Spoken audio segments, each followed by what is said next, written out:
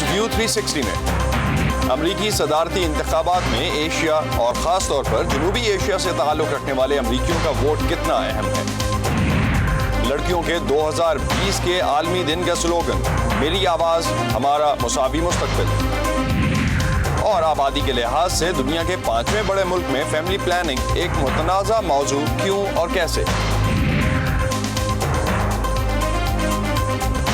Voice of America Washington سے آپ سب کو خوش آمدید۔ آپ دیکھ رہے ہیں پروگرام ویو 360، میں ہوں اسد اللہ خالد۔ امریکہ میں تقریباً 3 ہفتوں بعد ہونے والے صدارتی انتخابات میں امریکن ووٹرز کو نسلی بنیادوں پر 4 بڑے نسلی گروپس میں تقسیم کیا جاتا ہے، یعنی سفید فام، سیاہ فام، لاطینی امریکی اور ایشیائی امریکی۔ اگر ایشین امریکن گروپ پر نظر ڈالی جائے تو یہ بہت متنوع گروہ ہے، کیونکہ اس میں صرف جنوبی ایشیائی ہی نہیں بلکہ مشرق بعید کے ایشین ممالک بھی شامل ہیں، یعنی جاپان، کیوبا، ویتنام اور چین وغیرہ۔ پیو ریسرچ سینٹر کی جانب سے ایک تازہ ترین تحقیق میں ایشین امریکن ووٹرز کے حوالے سے کچھ بہت دلچسپ حقائق کو اجاگر کیا گیا ہے۔ سب سے پہلے تو یہ کہ دیگر گروپس کے مقابلے میں ایشیائی امریکی ووٹرز اعلیٰ تعلیم اور زیادہ آمدن کے اعتبار سے سب سے آگے ہیں، اور ان دونوں کیٹیگریز میں بھارتی امریکی پہلے نمبر پر ہیں۔ انگریزی زبان پر عبور کو دیکھا جائے تو باقی تینوں ووٹر گروپس کے مقابلے میں ایشیائی امریکن گروپ میں یہ صلاحیت سب سے کم، یعنی 71% ہے۔ ووٹ ڈالنے کی اہلیت کے اعتبار سے اس گروپ میں بھارتی تقریباً 18.5 لاکھ سے زیادہ رجسٹرڈ ووٹرز کے ساتھ تیسرے، اور پاکستانی 2,67,000 ووٹرز کے ساتھ 7ویں نمبر پر ہیں۔ اس الیکشن میں ایشیائی امریکی ووٹرز کے بارے میں مزید جاننے کے لیے وائس آف امریکہ کی فائزہ بخاری نے امریکن یونیورسٹی سے منسلک ڈیوڈ لوبلین سے بات کی۔ آئیے آپ کو دکھاتے ہیں کہ وہ اس حوالے سے کیا کہتے ہیں۔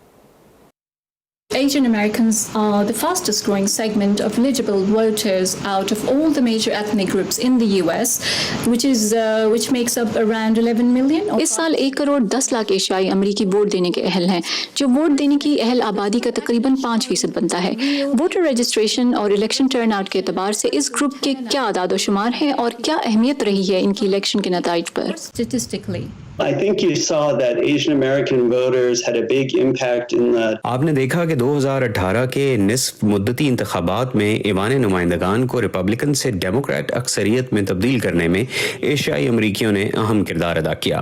یہ بہت دلچسپ ہے کیونکہ تاریخی طور پر ایشیائی امریکی ریپبلکن پارٹی کے حامی رہے ہیں، لیکن اب واضح طور پر تمام تو نہیں لیکن اکثر اب ڈیموکریٹس کے حامی ہیں۔ unanimously Democratic, but heavily Democratic. okay, now let's talk about the Indian and the Pakistani American voters. چلیے اب ہم امریکی نژاد بھارتی اور پاکستانی ووٹروں کی بات کرتے ہیں۔ امریکی سیاست میں کیا آپ ان کی دلچسپی اور متحرک شمولیت دیکھتے ہیں؟ یہاں اپنی آبادی کے تناسب سے کیا وہ امریکی سیاسی میدان میں نمایاں نظر آتے ہیں؟ I would say increasingly so, and we see people from South Asia running for political office and winning it. There have been both. ان کی شمولیت بڑھ رہی ہے۔ ہم جنوبی ایشیائی نژاد افراد کو سیاسی پوزیشنز کے لیے الیکشن میں حصہ لیتے اور جیتتے ہوئے دیکھ رہے ہیں۔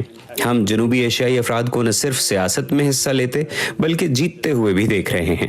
ریاستی سطح پر امریکی قانون ساز اداروں کے لیے بھارتی اور پاکستانی نژاد دونوں طرح کے امریکی کامیاب ہوئے ہیں، لیکن امریکی قانون ساز اسمبلیوں میں ابھی تک صرف بھارتی نژاد ہی پہنچنے میں کامیاب ہوئے ہیں۔ امریکی انتخابات کے دوران پیسے، توجہ اور وقت کا عطیہ دینے کے اعتبار سے جنوبی ایشیائی افراد کافی متحرک ہیں۔ پاکستانی اور بھارتی دونوں گروپ اکثر ڈیموکریٹس کو ووٹ دیتے آئے ہیں۔ پاکستانی امریکیوں کو ایک الگ گروپ کے طور پر دیکھنا کچھ مشکل ہے، لیکن یہ کہا جا سکتا ہے کہ بطور امریکی مسلمان وہ واضح طور پر ڈیموکریٹس کو ووٹ دیتے ہیں۔ That Muslim Americans vote heavily Democratic. Okay, so which issues do you think? اچھا، تو آپ کے خیال میں جنوبی ایشیائی ووٹرز کن ایشوز کی بنیاد پر ووٹ ڈالتے ہیں؟ It sort of depends on the voters. اس کا انحصار ووٹرز پر ہے۔ ایک نسلی گروپ کے ووٹر بھی سب ایک ایشو پر یا ایک ہی امیدوار کو ووٹ نہیں ڈالتے۔ مختلف وجوہات انہیں اس پر مائل کرتی ہیں۔ مثلاً قدامت پسند مسلمان جو اسقاط حمل کے مخالف ہیں، زیادہ امکان ہے وہ ریپبلکن پارٹی کو ووٹ دیں، اور لبرل خیالات کے حامل ڈیموکریٹ پارٹی کو۔ بھارتی نژاد امریکی ووٹر جو خود کو قومیت پرست سمجھتے ہیں، وہ جو ٹرمپ اور مودی کی امریکہ ریلی میں شریک ہوئے، شاید وہ ریپبلکنز کو ووٹ دیں۔ ایک اور اہم پہلو یہ ہے کہ یہاں رہنے والے جنوبی ایشیائی افراد بھارتی یا پاکستانی سیاست کی بجائے امریکی مسائل میں زیادہ دلچسپی لیتے ہیں. And also, many people who are here are much more focused, frankly, on American politics than Indian or Pakistani politics. And so they're driven by those concerns. Do you think that both parties, the Democrats and the Republicans, their campaigns... تو کیا آپ سمجھتے ہیں کہ اس سال کے election کی سیاسی مہم کے دوران دونوں جماعتوں نے پاکستانی اور انڈین ووٹروں کو مائل کرنے کی کوئی خاص کوششیں کی ہیں؟ I think they're targeting any voters. میرے خیال میں دونوں جماعتیں صرف سوئنگ ریاستوں میں ہی ایشیائی ووٹرز پر خصوصی توجہ دے رہی ہیں جہاں سے زیادہ ووٹس لے کر ہی وہ الیکشن جیت پائیں گے. امریکہ کے صدارتی انتخابات کی دوڑ میں شامل امیدواروں کی مقبولیت جانچنے کے لیے کیے جانے والے حالیہ قومی جائزوں میں اگرچہ صدر ڈونلڈ ٹرمپ کی مقبولیت میں کچھ کمی دیکھنے میں آئی ہے، لیکن نئے تجارتی معاہدوں اور زراعت کے شعبے میں بڑے پیمانے پر دی جانے والی سرکاری امداد کی وجہ سے امریکہ کے دیہی علاقوں میں ان کی مقبولیت برقرار ہے. لیکن اس بار کے الیکشنز میں ووٹ ڈالتے ہوئے زیادہ تر کسانوں کے ذہنوں پر شاید کورونا کی وبا، انہیں ملنے والی امداد اور تجارت جیسے مسائل ہوں گے. رون مور ریاست الینوائے میں واقع اپنے کھیتوں میں سویابین کی فصل کاشت کرتے ہیں جس کا ایک بڑا خریدار چین ہے، لیکن ان کے لیے سن 2020 چین کے ساتھ غیر مستحکم تجارتی معاہدے کی فکر کے ساتھ شروع ہوا، مگر ان کے لیے جو پریشانی غیر متوقع تھی وہ کورونا کی عالمی وبا تھی جس نے نہ صرف خوراک کی ترسیل کو جھنجھوڑ کر رکھ دیا بلکہ مویشیوں کی خوراک اور اس کی قیمتوں میں کمی کا سبب بھی بنی. وبا سے اس اناج کی مانگ میں کمی آ گئی جو ان مویشیوں کی خوراک کا ذریعہ تھی. امریکی محکمہ زراعت کی رپورٹوں کے مطابق وبا سے چین کی جانب سے خریداری میں مزید کمی آنے سے پہلے ہی تجارتی تنازع کے سبب سویابین کی قیمتیں سن 2014 اور 2019 کے درمیان 35% گر گئی تھیں. وینڈل شومن کے فارم کی ایک اہم فصل مکئی ہے جس کی قیمتیں سن 2014 اور 2019 کے درمیان 44% گر گئیں. ابھی تک قیمتیں بحال نہیں ہوئیں. قیمتوں کے لحاظ سے یہ سال کافی برا رہا. میری توقع سے بہت کم منافع ہوا ہے. رون اور وینڈل دونوں کا کہنا ہے کہ ایسے میں جب ٹرمپ انتظامیہ نئے تجارتی معاہدے سے متعلق بات کر رہی ہے، امریکی محکمہ زراعت کے مارکیٹ فیسیلیٹیشن پروگرام کی جانب سے کاشتکاروں کو سن 2018 سے کی جانے والی ادائیگیوں نے ان کے کام کو بحال رکھا ہوا ہے. یہ کافی مددگار رہی. اگر یہ مدد نہ ہوتی تو ہو سکتا ہے لوگوں کو جینے کے لالے پڑ جاتے. اس نے ہمیں زندگی دی. ہم ابھی بھی دلدل میں ہیں جس سے نکلنے کے لیے ہمیں مزید منافع بخش اور بہتر منڈیوں کی ضرورت ہے. امریکی محکمہ زراعت نے وبا کی وجہ سے خوراک کی فراہمی پر ہونے والے اثرات سے نمٹنے کے لیے رواں سال کے آغاز پر $19 ارب کے امدادی پیکج کا اعلان کیا تھا. پھر ستمبر میں $14 ارب کے ایک زرعی پیکج کا اعلان کیا گیا. الینوائے فارم بیورو کے نیشنل لیجسلیٹو کے ڈائریکٹر ایڈم نیلسن کا کہنا ہے کہ سن 2016 کے بعد سے حکومت کی طرف سے دی جانے والی تقریباً $100 ارب کی امداد کا مثبت اثر پڑا ہے. ہم کسانوں کو دیوالیہ ہونے سے روکنے میں کامیاب کر رہے ہیں. اس بار کاشتکار اگرچہ بہت زیادہ خرچ کرنے کے قابل تو نہیں ہوئے لیکن وہ اگلی فصل کے لیے بیج اور کھاد وغیرہ خریدنے میں کامیاب رہے ہیں. وینڈل کہتے ہیں کہ ظاہر ہے اس پیمانے پر حکومت کی امداد ہمیشہ جاری نہیں رہ سکتی.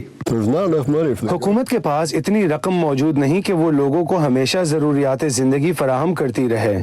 وینڈل تجارتی مسائل میں پیش رفت کا صحرا صدر ٹرمپ کے سر باندھتے ہیں اور امید کرتے ہیں کہ چین کے ساتھ کوئی مستقل معاہدہ طے پا جائے. جس طرح صدر ٹرمپ نے ہم کسانوں کو زندگی کی دوڑ میں شامل رکھا اس کی امید نہیں تھی. نیو یارک شہر سے تعلق رکھنے اور زراعت سے تقریباً ناآشنا شخص سے اس کی کم ہی امید تھی، لیکن انہوں نے زراعت کی ترقی کے لیے جو کچھ کیا وہ بہت اچھا ہے. مجھے اگرچہ بعض اوقات ان کا طرز گفتگو پسند نہیں آتا جسے انہیں بہتر کرنے کی ضرورت ہے. یہی وجہ ہے کہ ڈیموکریٹک صدارتی امیدوار جو بائیڈن کا اس معاملے میں دونوں جماعتوں میں تعاون کا پیغام وینڈل شومن کو متاثر کرتا ہے. آپ کو سمجھوتا کرنا پڑتا ہے اور مل جل کر آگے بڑھنا ہوتا ہے. देहात में रहने वाले अमरीकियों के बारे में सितंबर के आखिर में किए जाने वाले एक जायजे में किसानों में सदर ट्रंप को जो बाइडेन पर 17 पॉइंट्स की बढ़तरी हासिल थी। इसी सर्वे में 59% किसानों का कहना था कि सरकारी इमदाद और corona virus food assistance programme के बगैर उनका गुजारा मुश्किल था। Regardless of some of the outcomes or how people want to look at it. नताइज से कतई नजर ये कि लोग इसे किस तरह देखते हैं, मैं समझता हूँ कि सदर ट्रंप ने देही अमेरिका पर तवज्जो मरकूज की है जहाँ शायद ऐसा नहीं हुआ था। कौमी सतह के जायजों में सदर ट्रंप की मकबूलियत में कमी के बावजूद देही इलाकों में उनकी मकबूलियत बरकरार है। रियासत इलिनॉय से ताल्लुक रखने वाले बहुत से किसान सदर ट्रंप की हमायत करते हैं। अमेरिका के बड़े शहर शिकागो समेत कुछ दूसरे शहरों में किए जाने वाले हालिया सर्वे में जो बाइडेन को सदर ट्रंप पर 25 पॉइंट्स की बढ़तरी हासिल है। केन फराबो के साथ नदीम याकूब, वॉइस ऑफ अमेरिका। अमेरिका में नौजवान वोटर्स किसी भी इलेक्शन का नतीजा बदल सकते हैं। प्यू रिसर्च सेंटर के आदादोशुमार के मुताबिक 18 से 23 साल के वोटर्स की तादाद वोट डालने के अहल अमरीकियों का 10% है। 2020 के सदारती इंतखाबात में नौजवान अमरीकी वोटर्स अपनी आवाज़ उठा रहे हैं और माहौलियाती तब्दीलियों से निमटने के लिए कार्रवाई करने का मुतालबा कर रहे हैं।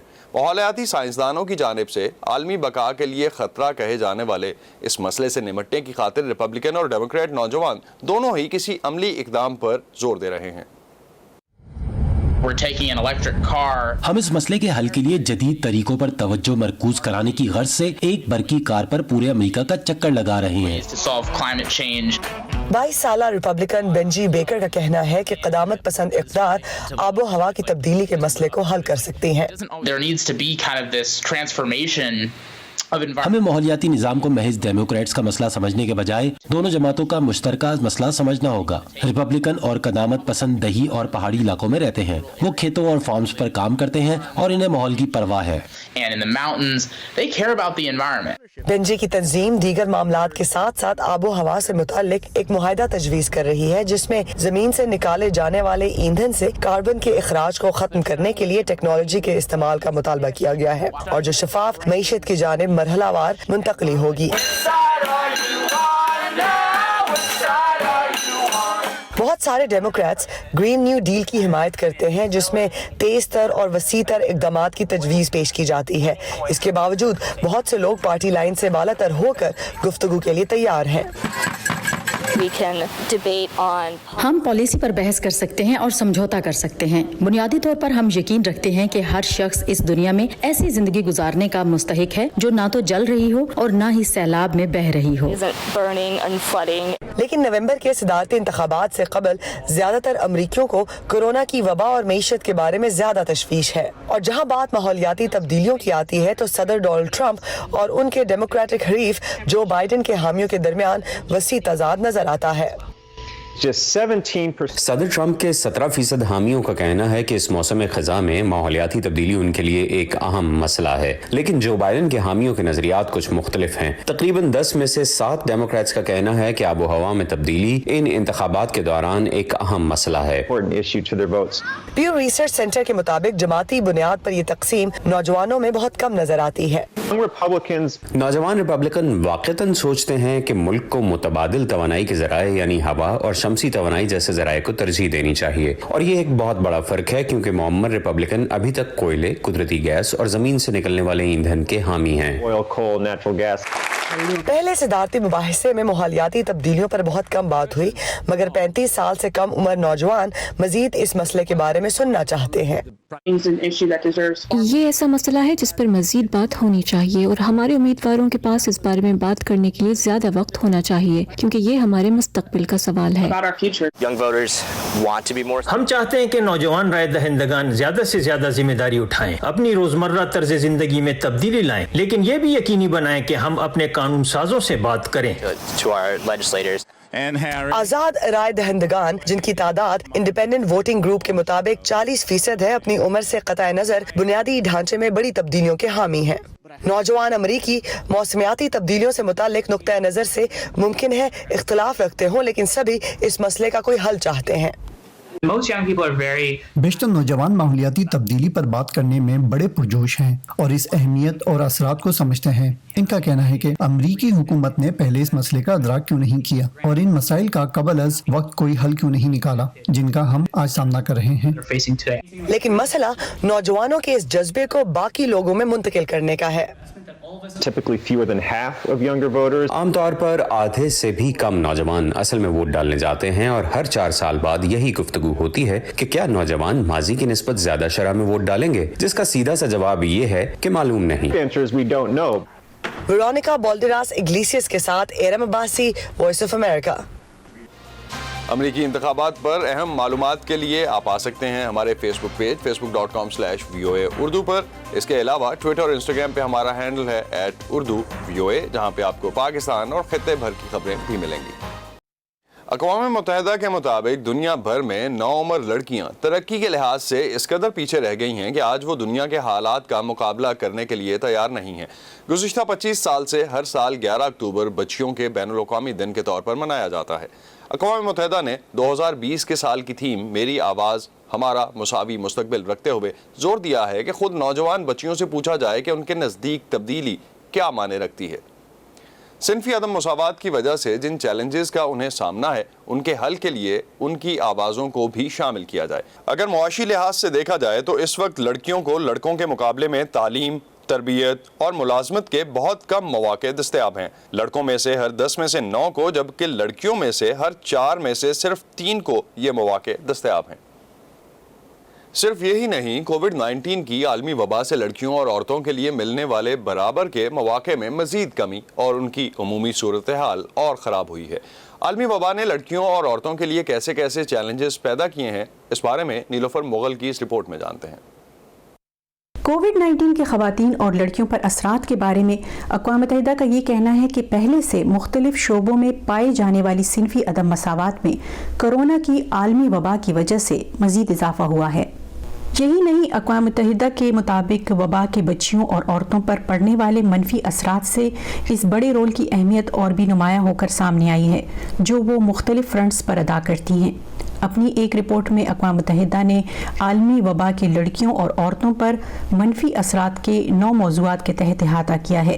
ان میں خواتین کے خلاف تشدد، گھریلو تشدد، ہیلتھ کیئر ورکرز، معاشی بدحالی، بغیر تنخواہ کے کام، نوجوان خواتین اور بچیاں، تنازعات اور پناہ گزین شامل ہیں.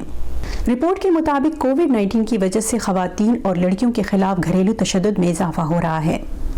متعدد ممالک میں لاک ڈاؤن کے دوران اور سماجی فاصلے کی ہدایات کے بعد گھریلو تشدد کی اطلاعات اور ہنگامی فون کالز میں 25% تک اضافہ ہوا ہے. وبا سے پہلے تشدد کا سامنا کرنے والی خواتین میں سے 40% سے بھی کم اسے رپورٹ کرتی تھی. عالمی ادارے کے مطابق کرونا سے پیدا ہونے والی سماجی فاصلے کی صورتحال سے یہ تعداد یقینی طور پر اور بھی کم ہوئی ہے، جس کا مطلب یہ ہوا کہ کرونا کے دوران گھریلو تشدد میں اضافہ 25% سے کہیں زیادہ ہو سکتا ہے.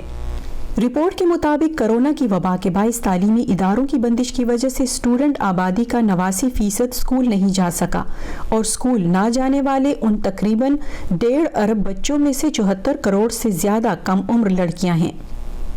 عالمی وبا دنیا کے لیے خواتین کی ان بڑی خدمات کی بھی یاد دہانی ہے جو وہ ہر لیول پر ادا کرتی ہیں. جیسے عالمی سطح پر صحت عامہ کا 70% عملہ خواتین پر مشتمل ہے.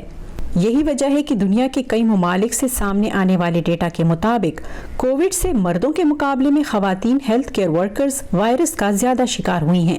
اسپین میں 75.5% اور اٹلی میں 69% خواتین health care workers corona virus سے متاثر ہوئی ہیں. رپورٹ میں ایک اور مسئلہ جس کی جانب اشارہ کیا گیا ہے وہ یہ ہے کہ اس بحران میں معاشی طور پر خواتین سب سے زیادہ متاثر ہوئی ہیں. خواتین جو پہلے ہی مردوں کے مقابلے میں زیادہ بے روزگار تھیں، کووڈ کے دوران مردوں کی نسبت ان میں بے روزگاری بڑھی ہے. خود امریکہ میں وبا کے بعد خواتین کی بے روزگاری کی شرح میں مردوں کے مقابلے میں کہیں زیادہ اضافہ ہوا اور یہی صورتحال 16 سے 19 سال کے مرد و خواتین میں اور بھی خراب رہی. رپورٹ میں اس خدشے کا اظہار کیا گیا ہے کہ اگر یہی سلسلہ اسی طرح چلتا رہا تو مزید خواتین بے روزگار ہو سکتی ہیں، جس کا عالمی معیشت پر گہرا اثر پڑنے کا امکان ہے. Nilofar Mughal, voice of America, Washington. ہم جب خوف کو بے نقاب کرتے ہیں، ہم جب سوال اٹھاتے ہیں، ہم جب ان کی آواز بنتے ہیں جن کی کوئی نہیں سنتا، تو فرق پڑتا ہے آزاد صحافت سے۔ ہم ہیں وائس آف امریکہ، ہمارے لیے آزاد صحافت اہم ہے۔ کانٹیکٹ ٹریسنگ کورونا کے دنوں میں اس وائرس کو ٹریک کرنے اور اس پر قابو پانے کے لیے بہت اہم ہے۔ ٹیکنالوجی کے اس دور میں یونیورسٹی آف ایریزونا میں طالب علم اور دیگر عملہ ایک ایسی ایپ کا استعمال کر رہے ہیں جو انہیں اس بات سے آگاہ رکھتا ہے کہ کیا وہ کسی ایسے شخص کے رابطے میں تو نہیں آئے جسے کورونا وائرس ہو چکا ہے۔ یہ ایپ کیسے کام کرتا ہے اور لوگ جو اس وائرس سے متاثرہ لوگوں سے رابطے میں آئے ہوں ان کی طبی رہنمائی کیسے کی جا سکتی ہے، یہ ایپ اس سلسلے میں صحت کے حکام کی کیسے مدد کر سکتا ہے، آئیے دیکھتے ہیں اس رپورٹ میں۔ یونیورسٹی آف ایریزونا میں لوگوں کی حوصلہ افزائی کی جا رہی ہے کہ وہ کووڈ واچ نامی اس ایپ کو ڈاؤن لوڈ کریں۔ یہ ایپ اسی کیمپس میں تیار کی گئی ہے اور لوگوں کو آگاہ کرتی ہے کہ آیا وہ کورونا کے شکار کسی شخص سے رابطے میں تو نہیں آئے۔ اس سے یہ جاننے میں بھی مدد ملتی ہے کہ اس رابطے کے بعد آپ کو انفیکشن کا خطرہ کس حد تک ہے، جس سے طبی عملے کو ہر شخص کو انفرادی طور پر صحت سے متعلق ہدایات دینے میں بھی آسانی ہو جاتی ہے۔ اب کیمپس اس قابل ہو چکا ہے کہ وہ رابطے کے نوٹیفیکیشن کی سطح طے کر سکے۔ اس کا کیا مطلب ہے؟ اس کا مطلب ہے کہ اگر ہم واقعتاً حساس بننا چاہتے ہیں تو ہم ایپ کو اس طرح ترتیب دے سکتے ہیں کہ وہ لوگوں کو وائرس کے متاثرین سے رابطے کے معمولی امکان پر بھی آگاہ کرے، یا پھر انتہائی دوسری سمت میں بھی سیٹ کر سکتے ہیں، یعنی تبھی آگاہ کرے جب وہ واقعی کسی متاثرہ شخص سے رابطے میں آئیں۔ ملک بھر میں عہدیدار کورونا سے بچاؤ کے لیے اس طرح کی اپلیکیشنز کا استعمال کرتے ہوئے یہ جاننے کی کوشش کر رہے ہیں کہ متاثرہ شخص سے رابطے میں آنے پر لوگوں کو کیسے آگاہ کرنا ہے اور اگلا لاحہ عمل کیسے طے کرنا ہے۔ امریکہ میں اس حوالے سے تھوڑی بہت تحقیق جاری ہے۔ ایریزونا میں کچھ کام ہو رہا ہے اور ورجینیا میں ممکن ہے کچھ مختلف کام کیا جا رہا ہو۔ ہم جاننے کی کوشش کر رہے ہیں۔ ممکن ہے اس وبا کے دوران ہم ہر بات نہ جان سکیں، لیکن جو بھی اب سیکھیں گے وہ مستقبل میں کسی ایسے ہی برے وقت میں کام آئے گا۔ اس وقت تو یہ ہدایات ہیں کہ اگر آپ کسی متاثرہ شخص سے رابطے میں آئے ہیں تو 14 دن کے لیے خود کو الگ تھلگ کر لیں، لیکن کووڈ واچ نامی اس ایپلیکیشن کے شریک بانی کہتے ہیں کہ اس طرح کی ٹیکنالوجی طبی عملے کو یہ سہولت فراہم کرتی ہے کہ وہ ہر شخص کو ضرورت کے مطابق الگ الگ ہدایات دے سکتے ہیں۔ متاثرہ شخص سے رابطے کی سطح دیکھتے ہوئے ہم قرنطینہ کے لیے انفرادی طور پر ہدایات دے سکتے ہیں۔ اس کے علاوہ اب ہم اس میں یہ اہلیت بھی شامل کر رہے ہیں جس سے آپ کی عمر اور صحت کی صورتحال کی بنیاد پر آپ کو درپیش خطرے کا اندازہ کیا جا سکے، اور ہم ہر شخص کے بارے میں باریکی سے جانتے ہوئے اسے مخصوص ہدایات دے سکتے ہیں۔ ایسا شہر جہاں چند کیسز سامنے آئے ہوں ممکن ہے وہ متاثرہ شخص سے رابطے میں آنے والے تمام لوگوں کو قرنطینہ کا حکم دے دے، لیکن ایسا شہر جہاں متاثرین کی تعداد زیادہ ہو وہاں اس ایپ سے آپ ہائی رسک لوگوں کو آگاہ کر سکتے ہیں، لیکن اس کے لیے لوگوں کا اس ایپ کو ڈاؤن لوڈ کرنا ضروری ہے۔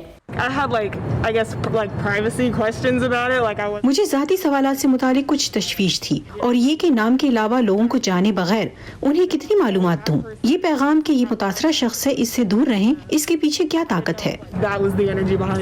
میں نے اس بارے میں سوچا، مجھے اچھا لگا۔ ظاہر ہے انہوں نے ذاتی معلومات پوشیدہ رکھنے کے لیے کچھ اقدامات تو کیے ہی ہوں گے۔ میرے خیال میں تو یہ قانون کے مطابق ہی ہے۔ لوگوں کو محفوظ اور کیمپس کو کھلا رکھنے کی امید میں یونیورسٹی کے عہدیداروں کی توقع ہے کہ یہ ایپ ان کی مدد کرے گی۔ مشائل کوئن کے ساتھ سعدیہ زیبران جھا، وائس آف امریکہ۔ یہ تھا آج کا ویو 360۔ اسٹے سیف، اور اس پروگرام پر اپنے فیڈ بیک کے لیے آپ آ سکتے ہیں ہمارے فیس بک پیج پر facebook.com/VOA Urdu۔